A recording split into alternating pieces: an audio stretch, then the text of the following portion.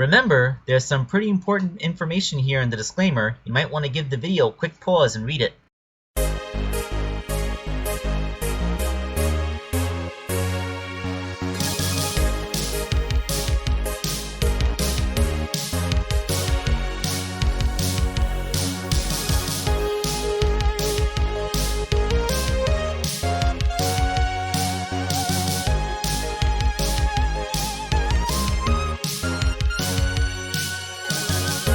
Hello, my friends. This is Wig Angel 2001 coming at you with a figure for Chaos Blast. It is Cream the Rabbit. And of course, he's going to have cheese, because you can't have cream without cheese. Unless you're Jakks Pacific, apparently, because they made cream without cheese. Okay, so the base toy this time would be the Tomy Classic Tales figures. Specifically that weird black and white repaint that they made. Now this is cool because this is not a Charmy figure, and the frame of it is basically the same as Jakks Pacific's Classic Tales figure. So, the point is, much easier to acquire figure than a Charmy figure. It's easier to get, it's cheaper, and this should allow me to be able to keep on making creams for people without, having to source out rare and difficult to find Jazzwares toys. Alright, so the elements that make Cream come off the 3D printer. Her shoes, her head, ears are printed as a separate piece in the head so that the support media doesn't get too in the way.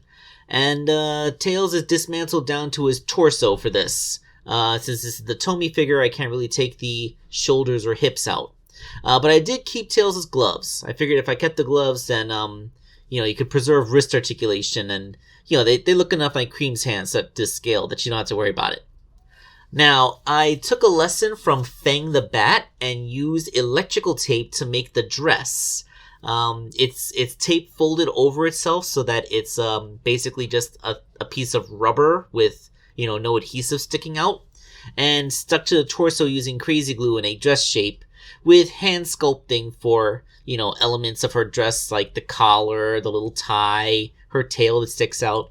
Funny thing, as far as I'm aware, Cream has a hole in the back of her dress for her tail to come out, but Vanilla doesn't. I really did look at official pictures of Vanilla, and her tail does not come out the back of her dress. So either she wears a bustle under her dress, that her tail is underneath the bustle, or maybe her tail is just small enough that she doesn't need to bother with a tail hole. I mean, she is a lop-eared rabbit. Those things don't exactly have huge tails. And in Cream's case, it's probably just because the tail is only bigger because it's in proportion to the rest of her body. When she's fully grown, her tail will be almost non-existent. Just a little puffball back there. But I digress. I wanted the Cream figure's good. Once I painted all of her 3D printed parts and stuck them onto the body, I had a Cream figure. We'll get back on this in a minute. But I wanted the cheese figure to be a little bit special, so I decided to hand sculpt it. Yep, completely sculpted by hand, made out of epoxy sculpt. And I started to paint it before I realized I forgot to take a picture of it sculpted.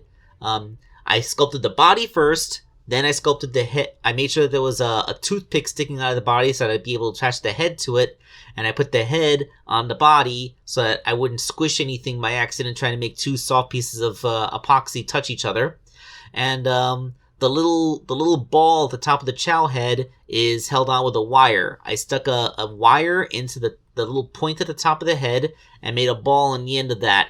So it helps make the ball look like it's detached. It's merely touching the head. It's not actually stuck to it.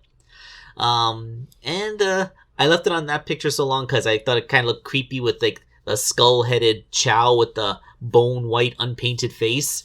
But here is Cheese fully painted. And I used a little thingy to hold his tail up because, he kept on slumping backwards. He could still stand technically, but I didn't like the way that he was tilted. He's just kind of trying to recline. I didn't like that. So here is Cream and Cheese together. I think the proportions are pretty good. I mean, since Cheese is always floating around Cream, it can sometimes be hard to tell how tall they are in relation to each other. But I think I got the scale more or less right. And we have our favorite little lop-eared rabbit girl ready to have Dr. Eggman hack her dreams.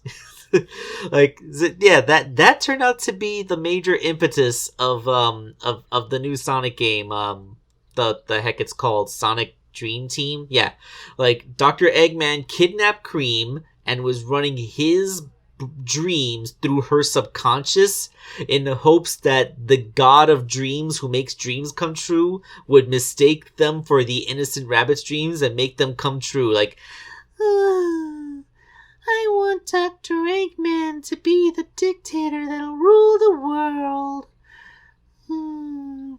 Yeah, fortunately Ariam was a little bit smarter than that, but, you know, they had to go through a whole adventure to fix it. Alright, so, thank you all for watching this video, and Chaos Blast will be getting his cream along with Rouge the Bat. And thank you all for, you know, sticking with me. I have another figure that's like 99% done, so hopefully in a couple of days I'll have that one up. And this is Wake Angel 2001 signing off. Let's leave Sonic to say goodbye as always.